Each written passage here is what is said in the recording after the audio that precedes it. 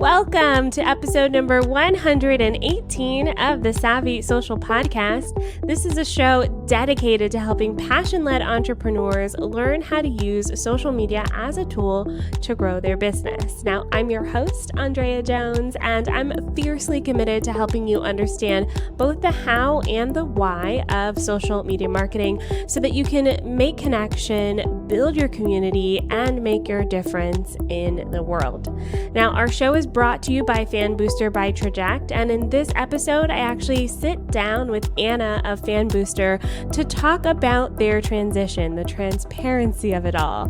Now, for those of you who've been listening to the show for a while, you may have noticed they used to be called Social Report, and they also used to be called Traject Social. So they went from Social Report to Traject Social to now Fanbooster, and along the way, they've actually had a very interesting approach to how transparent they've been. They've opened up that connection and that community element. Head back this time last year, I did an interview talking about their transition. They lost the direct Instagram scheduling capability. So they've been working really hard to bring that back, and I'm really excited to announce that in this episode, they officially have it back. We've been using it. It's great. And so in this episode, we talk about kind of the transparency that they've had along the way and how they approached communicating with their customers. Also, if you're interested in trying Fanbooster, this episode has a special coupon code. If you enter the coupon code SAVVY, that's Savvy, S as in Sam, A-V-V-Y, V as in Victor, V as in Victor, Y, Savvy. You get 50% off your first month. That's 50% off your first month of Fanbooster. Try it out for yourself. It's especially great if you are a agency owner, or as Fanbooster calls it, a socialpreneur. So if you run social media for your clients, digital marketing, or your VA or something like that, it's a really great all-in-one solution for some of the things, and it's very affordable as well compared to their competitors. All right, so without further ado, let's dive into this interview with Anna from Fanbooster. A quick note before we get into the interview is that there may be some audio issues. So if there are, know that we tried our best, we worked our hardest to edit those out, but unfortunately the internet connection wasn't stable. It happens. We're all in this pandemic world working from home with our at-home internet. So I appreciate your patience. The quality of this, I appreciate your patience. The quality of this interview is still great. So let's dive into it. Hey, Anna, welcome to the show. I'm excited to have you here. Hi, thank you so much for having me. Yes, so I want to just dive right in, get started with the elephant in the room, this journey of Social Report to Traject to Fanbooster. Talk us through kind of the process that you guys have been going through, and then we'll take it from there. Yeah, so it's definitely been a wild year. I've been fortunate enough to be through all three brands that this company has gone through. So I started with Social Report.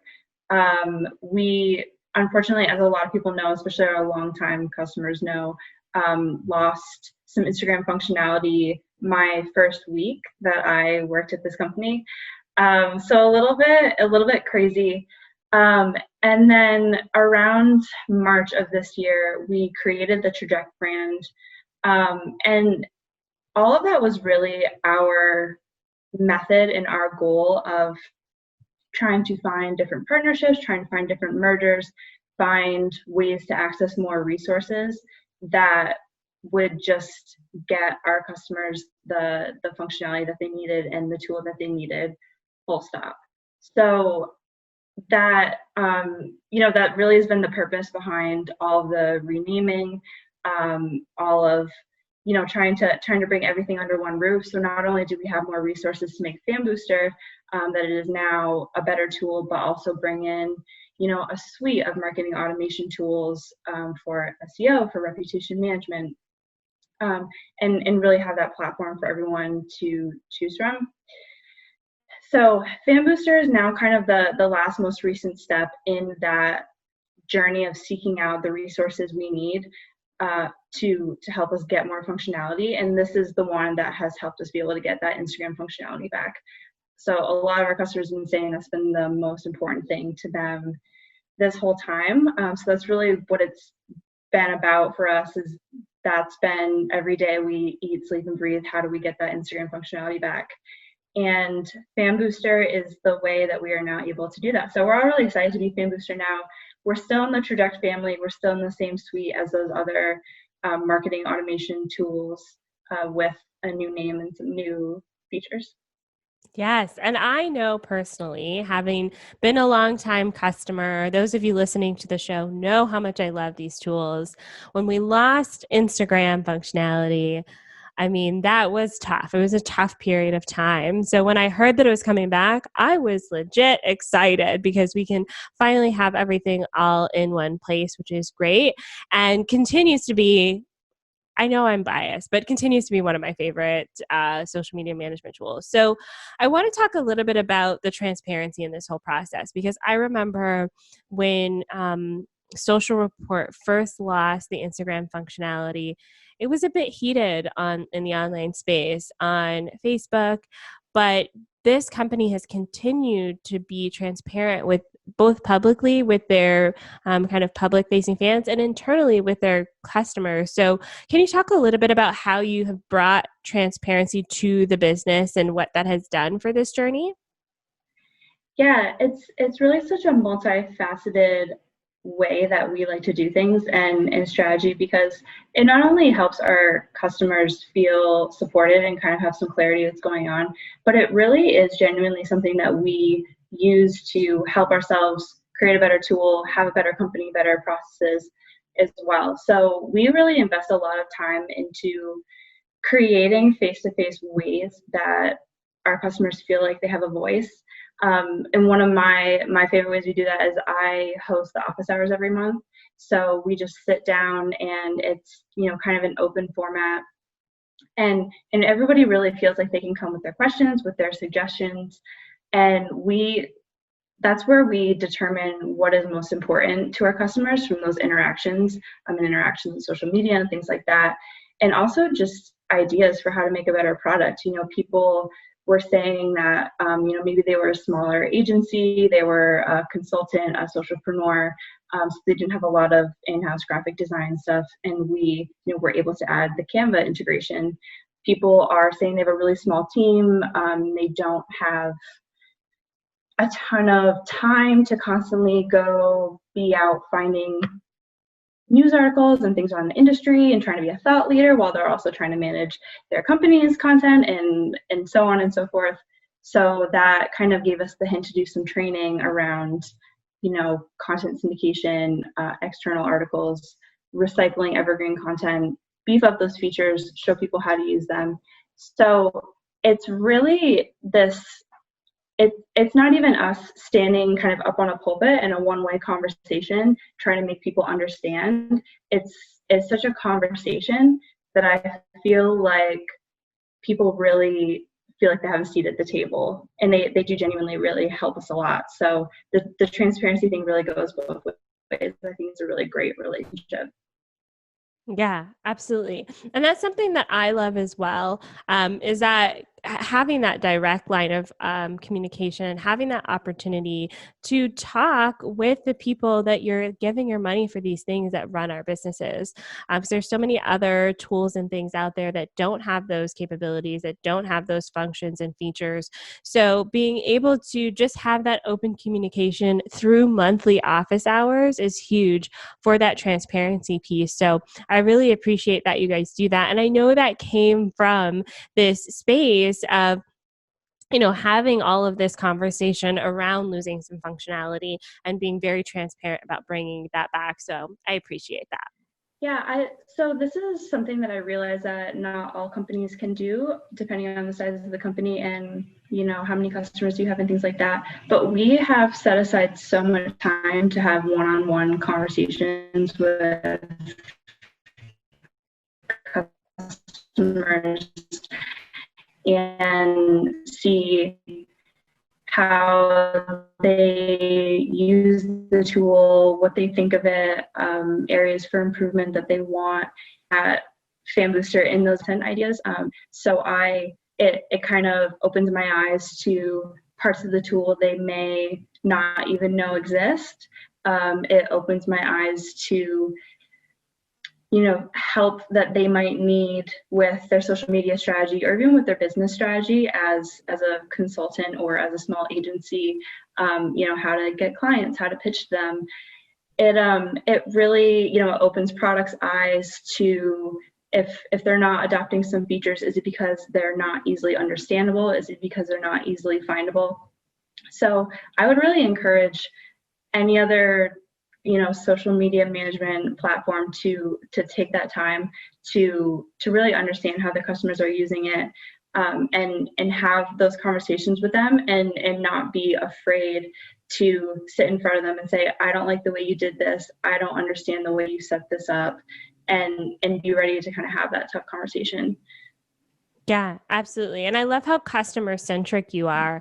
I believe the term that you use is customer obsessed, which makes perfect sense for how you've approached this. So for people listening who are those B2B companies who want to be more customer obsessed, how can they facilitate that without, they still want to seem authentic, right? And transparent. So what are some of the ways that they can approach that within their own businesses? Let's say if one-on-one calls aren't an option.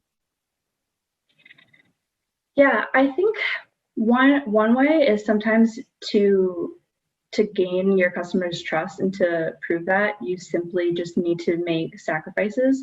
And that's what we've done along this journey of Social Report, Traject Social, now Fanbooster. There's a lot of marketing philosophy, a lot of marketing purism that would say that that's not great for your SEO. That's not great for your brand recognition, your brand equity. It's you're using up your manpower, your company to migrate websites and do redirects and things like that. And we realize all that, and we're pretty upfront about that. That's real. And it was all in the name of getting our customers a feature that they have come to us every day of every week and said, this is paramount to my business's success. So being willing to make those sacrifices is incredibly important. And I think customers really notice that sort of thing. I think also a way that you can become customer obsessed in your content creation is, not only thinking about what's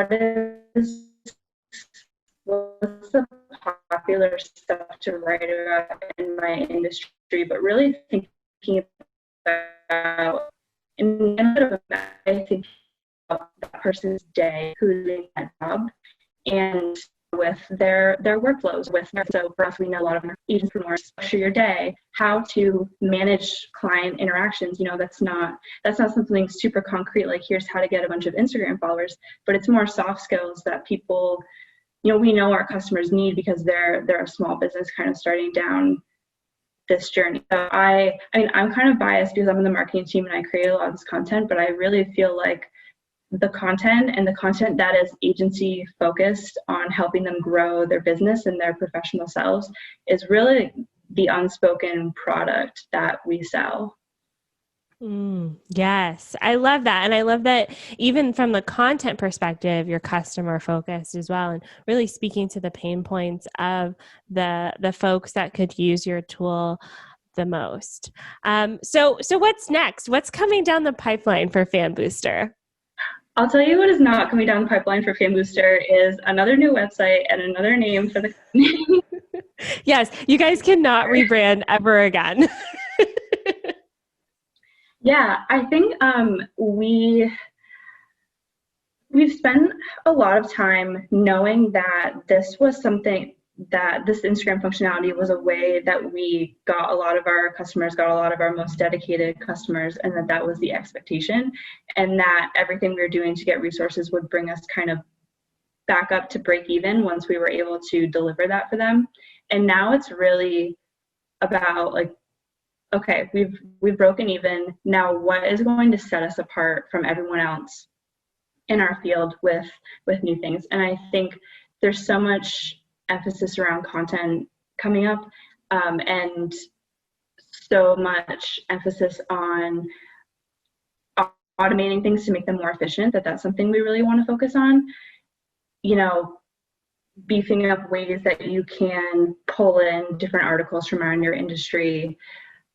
Probably, you know, ways that you can use those articles, the authors of those articles and whoever's posting that kind of stuff, to kind of build that relationship on social media with those people who are putting out that content that's really important to your industry. So definitely content syndication, ways to easily recycle evergreen content are really important to us to improve. And then I think one way that we are different than a lot of social media management tools is that agency focus in a lot of the client workflows and the user permissions and approval permissions and things like that.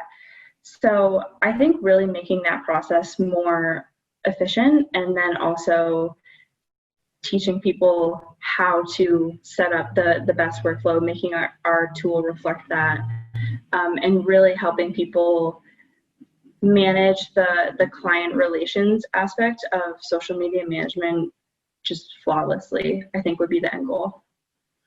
Yes, awesome. I love it. And as someone who is an agency owner and teaches other people who are budding socialpreneurs, as you call them, I think that tools like these are great to have in our back pocket. So thank you so much, Anna, for coming on the show. For those who are interested in listening or trying out Fanbooster, what's one thing that you suggest for them to try?